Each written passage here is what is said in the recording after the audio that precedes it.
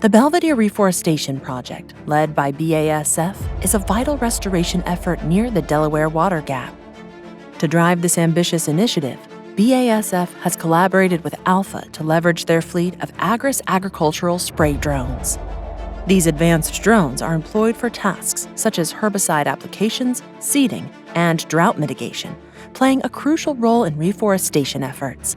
The project has been truly transformative.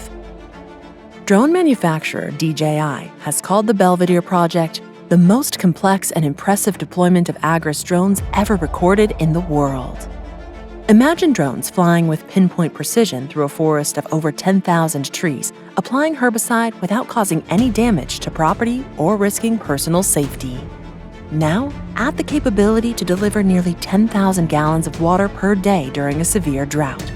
This isn't just innovation, it's a game-changing step toward ecological recovery. In conclusion, the collaboration between BASF and Alpha Drones USA proves what's possible when innovation meets expertise. Together, they've shown that technology, when guided by thoughtful leadership, can literally help regrow a forest. The future? It's wide open with possibilities.